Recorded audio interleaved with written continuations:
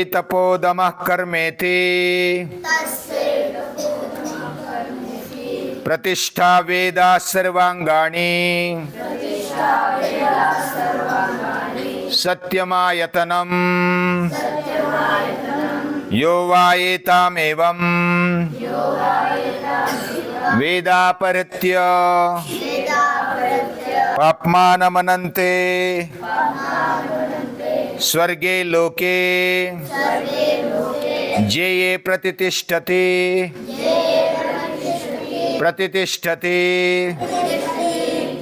जेये प्रतितिष्ठति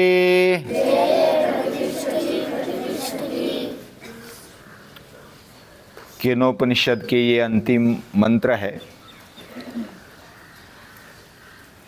हर एक उपनिषद कुछ अलग अलग तरीका अपनाकर अंतिमतः वह ब्रह्म ज्ञान की ओर हमें ले जाते हैं। और ब्रह्म ज्ञान यानी क्या है, यही बात वो समझाते हैं। आत्मज्ञान क्या है और ब्रह्म ज्ञान क्या है। अगर शब्दशः अर्थ देखा जाए, आत्म यानी खुद, आई माई सेल्फ, और ब्रह्म यानी जो व्यापक है, सभी में है, सभी में व्याप्त है, अंदर बाहर सभी ओर, पूरे ब्रह्मांड में, ब्रह्मांड के बाहर अंदर सभी ओर। और ब्रह्म का दूसरा अर्थ है वेद। ब्रह्म नाम वेदः, विचार, सद्विचार। और उसी के अनुसार हमारा जीवन चलना चाहिए। जो सद्विचार है, उच्च विचार है, उसके अनुसार हमारा जीवन चलना चाहिए। ये उपनिषद आदि मां की अपेक्षा है। हमें मनुष्य जीवन मिला। मनुष्य जीवन में हमें क्या विचार करना चाहिए, क्या सोचना चाहिए, कैसा दृष्टिकोण रखना चाहिए, कैसे जीवन व्यवहार करने चाहिए, कैसे अपने आप को पहचानना चाहिए, और परब्रह्म को जानते हुए उसमें हम कैसे एकरूप है, उसको जिए। ये बात उपनिषद समझाना चाहते हैं। हमें मनुष्य जन्म मिला। मनुष्य जन्म में शरीर है, इंद्रियां है, उसके बाद मन है, बुद्धि है, चित्त है, अहंकार है और आत्म तत्व है। ये इससे अगर चित्र खड़ा करेंगे तो इस प्रकार हमारे सामने जीवन के बारे में ये बातें आती है। और सभी बातों के लिए उपनिषद विचार करता है, वह कटिबद्ध है। यानी संपूर्ण जीवन के बारे में विचार करने वाला ये विचार है, उपनिषदों का विचार है। यही आधार है। शरीर माध्यम खलु धर्म साधनम, यानी मनुष्य जन्म, मनुष्य जीवन, यह ब्रह्म ज्ञान का मूल आधार, मूल संभावना इधर है। और इसलिए दुर्लभम मानुष्य जन्म ऐसा कहा जाता है। ये मनुष्य जन्म मिलना दुर्लभ है। अभी मिला है तो हमें इतना सीरियसनेस नहीं होता, क्योंकि मिला है, अपने आप मिला है, उसके लिए कुछ हमें कष्ट हुआ ऐसा लगता नहीं। वो मिला, हमें जीवन मिला। माँ बाप के द्वारा हम इस दुनिया में आ गए, लेकिन मां बाप मूल कारण है क्या? क्या हम खुद आ गए? मां बाप ने लाया? हाँ, उनके द्वारा हम आ गए। हम भी जन्मे, लेकिन क्या हमने खुद ने जन्म लिया? नहीं लिया। मां बाप ने खुद ने हमें तैयार किया? वो भी नहीं है। यानी मूल कहां पर है? हमें अंतिमता जीवन में मूल की तरफ जाना है, और जो जिज्ञासु है वो जाता है। और ये जिज्ञासा ही केनोपनिषद का मूल है। केने शितम पतति प्रेषितम मनः, केन प्राणा प्रथमा प्रैतियुक्तः, केने शितम वाचमिमां वदन्ति, चक्षुश्रोत्रम कौ देवो युनक्ति। ये किसने, क्यों दिया, किसने दिया? By home, by what? ये प्रश्न हमारे मन में उठने चाहिए, अंतःकरण में उठने चाहिए। और ये प्रश्नों को लेकर ये उपनिषद आगे बढ़ा है। हमें भी प्रश्न पूछने चाहिए, अपने आप से पूछने चाहिए। जो भी उत्तर देने जैसे उनके साथ प्रश्नोत्तरी करनी चाहिए। और ये प्रश्न के द्वारा, प्रश्न और प्रश्न को जो भी उत्तर मिलेगा उसको भी प्रश्न करो। मेरा जीवन क्या है? शरीर है, इंद्रिय है, ऐसा प्रथमतः लगता है। लेकिन शरीर क्या सचमुच शरीर है? हमारा जीवन क्या है? केवल शरीर है? शरीर एक पार्ट है जीवन का, लेकिन केवल शरीर नहीं। तो शरीर के अलावा क्या है? इंद्रिय है। तो केवल शरीर और इंद्रिय है क्या? वो भी नहीं है। उनको चलाने वाला मन है। मन बोलता है तुझे इधर देखना चाहिए, जेब में देखना चाहिए, या तो ऊपर देखना चाहिए, सृष्टि में देखना चाहिए। हमारे इंद्रिय इधर उधर भटकते हैं और विषयों को ढूंढते हैं, उनको जिज्ञासा होती है। यानी इंद्रियों से हम ज्ञान भी पाते हैं और कर्म भी करते हैं, और वो इधर उधर भटकते हैं, शोधते हैं। उनके पीछे मन रहता है। क्या केवल शरीर, इंद्रिय और मन ही जीवन है? उसके भी आगे कुछ है। बुद्धि है। हम विचार करते हैं, विचार भी करना चाहिए। शरीर को, इंद्रियों को, मन को, बुद्धि को अच्छे से रखना चाहिए। वो अपने आप होने के लिए तैयार होता है। लेकिन क्या हम उसको मदद रूप होते हैं? हमारी इच्छा मर्याद है। हम इच्छा के कारण काम में, मोह में अटक जाते हैं। हमें अधिक की इच्छा होती है। जो इच्छा, जैसे प्राणी मर्यादित इच्छा उनकी होती है, उनके अलावा उनकी इच्छा नहीं होती, वो करते भी नहीं। हमें ऐसा लगता है कि हमें आज का खाने के लिए है तो कल का भी मिलना चाहिए, कल का है तो परसों का भी मिलना चाहिए, परसों का है तो साल भर का मिलना चाहिए, साल भर का है तो हजारों साल का भी मिलना चाहिए, जन्म जन्मांतर का मिलना चाहिए। ये जो इच्छा है, अमर्याद इच्छा है, इसको सही तरीके से अगर हम मोड़ देते हैं और उसके साथ बुद्धि को लगा देते हैं तो विवेक से हम इच्छा को दिशा दे सकते हैं। हमें इच्छा है कि हमें शाश्वत चाहिए,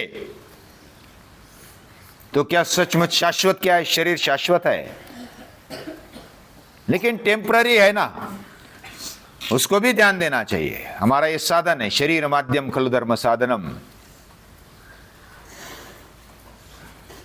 तो एक एक चीज को आगे बढ़ाते हुए शाश्वत क्या है? इंद्रिय शाश्वत है? वो भी नहीं है। मन शाश्वत है? मन भी एक जगह पर ठहरता नहीं, मन भी नींद में गायब हो जाता है, बुद्धि भी गायब हो जाती है। जगने पर फिर मन काम करने लगता है, बुद्धि काम करने लगती है, फिर भी हम होते हैं। यानी वो मैं नहीं, वो शाश्वत नहीं। शाश्वत क्या है? जो टिकने वाला क्या है? टिकने वाला है जीवन, कॉन्शियसनेस। ये जो जिंदापन है ना, यही जीवन है। तो क्या शरीर मरता है तो कॉन्शियसनेस चला जाता है? कॉन्शियसनेस मतलब हमें महसूस जिधर होता है ना, हम देखते हैं तो महसूस होता है, अरे अच्छा है, फूल देखा बहुत बढ़िया, सुगंध आई, अरे वाह। एक ही चीज को हम ग्रहण करते हैं तो महसूस होता है। महसूस आंखों को होता है, कान को होता है, जीवा को होता है। जीवा तो आगे भेज देती है। जीवा ने टेस्ट लिया, लाडू खाया, पेड़ा खाया, तो वो क्या टेस्ट कौन लेता है? इधर सिर्फ टेस्ट आता है, लेकिन उसका संकेत जाता है आगे। कहां जाता है? मन तक, बुद्धि तक चला जाता है। मन बुद्धि तक चला गया, फिर वो स्टोर करके रखते। मैंने लड्डू खाए या तो अलग अलग मिष्टान्न खाए, खाने का जल्दी याद रहता है, फिर से मिलना चाहिए। वो स्मृति हमारे मन में, बुद्धि में है। लेकिन क्या वो टेस्ट करता है? टेस्ट करने वाला, उसको महसूस करने वाला, उसको समझने वाला कोई और है, और वो आत्मशक्ति है। हमारा प्राण चलता है, प्राण कौन चलाता है? प्राण को प्राण कौन देता है? यही तो केनोपनिषद की प्रश्न है।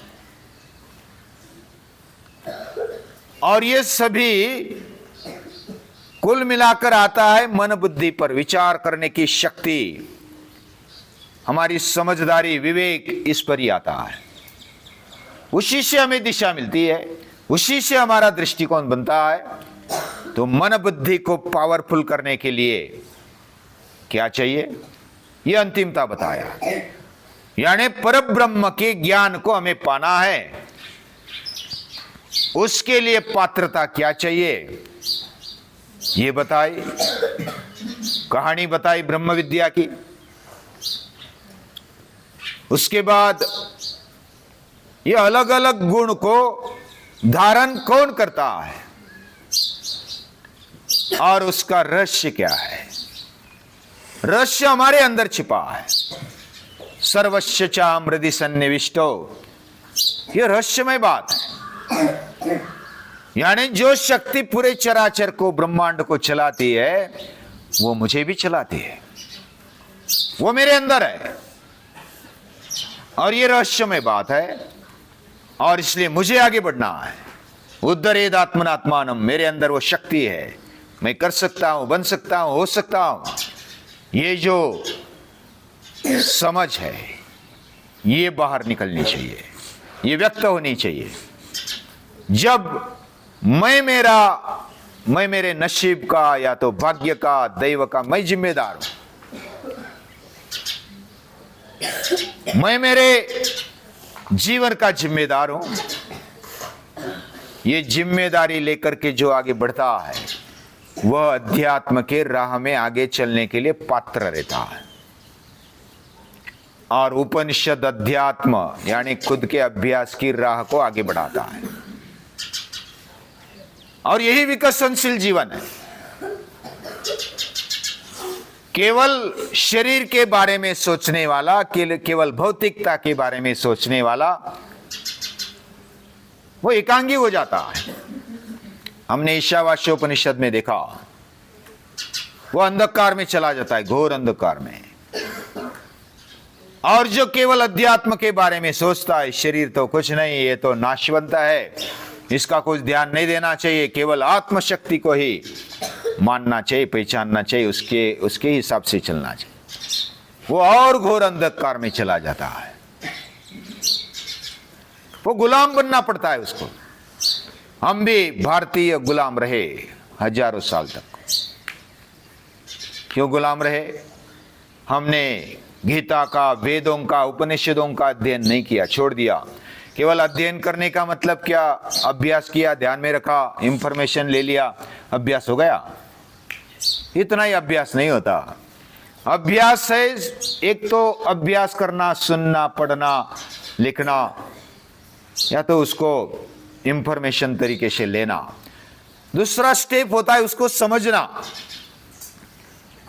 तीसरा स्टेप होता है हमारे आचरण में लाना।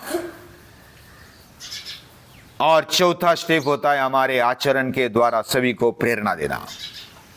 एतद्देश प्रसूतस्य सकाशाद अग्रजन्मनः स्वम स्वम चरित्रम शिक्षेरन पृथिव्याम सर्वमानवा। हमारे आचरण से पूरी पृथ्वी के मानवों को मार्गदर्शन मिले, यहां तक हमारी संस्कृति ले जाती है, ये उपनिषद ले जाते हैं। और ये अध्यात्म के द्वारा ही, अपने खुद के अभ्यास के द्वारा ही शक्य है। और खुद के अभ्यास के लिए मन बुद्धि पर मेहनत लेना आवश्यक है, अंतःकरण पर मेहनत लेना आवश्यक है। और यही बात पर ब्रह्म ज्ञान पाने के लिए उसके फाउंडेशन में आधार क्या होना चाहिए? तप होना चाहिए, पुरुषार्थ होना चाहिए। तपो द्वंद्व सहनम, किसी भी द्वंद्व में न फंसकर सतत ध्येयशील रहना, ध्येयनिष्ठ रहना, यह तप है। तपो द्वंद्व सहनम। उपनिषदों में भी सतपो तप्यत, सतपस्तप्त्वा, ये सूर्य भी तप करता है, इसलिए तेजस्वी है। हम भी तप करते, मेहनत करते तो पसीना आता है और फिर हल्का हल्का लगता है, पूरा जीवन आनंदी बन जाता है। यानी शरीर के लेवल पर, इंद्रियों के लेवल पर, मन के लेवल पर, बौद्धिक लेवल पर, आत्मिक लेवल पर पुरुषार्थ होना चाहिए, मेहनत होनी चाहिए। और ये मेहनत हमारे पूरे जीवन को एक रंग लाती है। ये तप है, ये पुरुषार्थ है। और उसको धैर्य के साथ, संयम के साथ आगे बढ़ाना। कभी संकट आ जाते हैं, कभी समस्या आ जाती है, कभी कोई ऐसे प्रसंग आ जाते हैं, हम हिल जाते हैं, अपने आप को दुर्बल मानने लगते हैं, खुद को भूल जाते हैं। माम अनुस्मर युद्ध च, खुद को भूलना मत, खुद में रहे हुए खुदा को भूलना मत। माम अनुस्मर, मुझे मेरा स्मरण कर और युद्ध कर। ये गीता सिखाती है, ये उपनिषद सिखाते हैं। कोई भी प्रसंग आया, रोने लगे, बस मेरी क्या शक्ति नहीं है, दुर्बल हूं, और रोना धोना शुरू हो जाता है। ये गीता रोने वाले को फटकारती है और बोलती है, क्लैब्यम मास्मगम अपार्थ नई तत्व युपपद्यते क्षुद्रम हृदय दौर्बल्यम त्यक्तो उत्तिष्ठ। ये छोड़ दे रोना धोना, उठ जा, तेरे बल पर उठ जा, तू हिम्मत कर, तेरे पास है, तेरे पास दैवी गुण है, तेरा उद्धार तू कर सकता है। उद्धरेदात्मनात्मानम। और ये रहस्यमय बात बताकर ये आगे बढ़ाती है उपनिषद दादी मां। फिर आगे बताती है, यानी तप कर, संयम कर धैर्य से, और कर्म कर। और ये सभी हमारे जीवन में होना चाहिए। पुरुषार्थ होना चाहिए, धैर्य होना चाहिए, संयम होना चाहिए, कर्म होना चाहिए, लेकिन वेद निष्ठा को साथ में रखते हुए। ये बहुत महत्वपूर्ण है। सच्चे विचार है, या तो सही सोच है, कड़ी मेहनत है, और पक्के इरादे के साथ आगे बढ़ रहे हैं। ये बात किसके आधार से चलने चाहिए? फाउंडेशन है सत्यमायतनम, प्रामाणिकता होनी चाहिए। प्रामाणिकता से वेद निष्ठा को रखते हुए तप करना है, संयम रखना है और कर्म करना है, पुरुषार्थ करना है। और ये जो करता है उसके जीवन में ये ज्ञान मिल जाता है और वो श्रेष्ठ बनता है। जेये प्रतिष्ठति प्रतिष्ठति, वह श्रेष्ठ है, ज्येष्ठ है, वो महान है। ऐसे महान लोग स्थिर हो जाते हैं, उनको कोई हिला नहीं सकता। बार बार बोलते प्रतिष्ठति प्रतिष्ठति, यानी जो पक्की बात है ना उसको बार बार बोला जाता है। यद गत्वा न निवर्तन्ते तद्धाम परमं मम, ऐसे पद को हम पहुंचते जिधर से वापस आना नहीं पड़ता।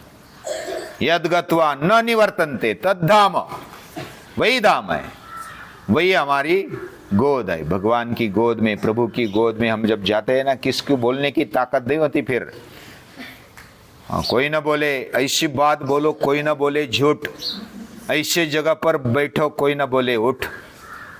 तो ध्रुव ने ऐसा स्थान प्राप्त किया, यानी हमारे जीवन में अनुशासन रखते हुए, कुछ आग्रह रखते हुए पहले तो चलना है। मेरे जीवन में अनुशासन चाहिए, संयम चाहिए, और उस आग्रह के साथ व्रत लेकर जब हम आगे बढ़ते हैं तो हमारी वृत्ति बनती है, स्वभाव बनता है। और जो उच्च विचार से, उच्च भावनाओं से हमारा जो मूल स्वभाव है वो जग जाता है। और स्वभाव अध्यात्म मुच्यते, यही अध्यात्म है। इति अध्यात्मम एतद उपनिषदम, यही उपनिषद है, यही अध्यात्म है, यही वेद है, यही विद्या है। ये बात उपनिषद समझाना चाहते हैं। हम अभ्यास करते रहेंगे, लेकिन फिलहाल अभी केनोपनिषद पूरा हुआ। ऐसा जब हम मनन चिंतन करते हैं तो उसके हिसाब से अभी पूरा हुआ, लेकिन ये चलता रहेगा। और एक आध उपनिषद लेंगे और आगे बढ़ेंगे। सभी को नमस्कार है, ऋषियों को, मुनियों को नमस्कार है।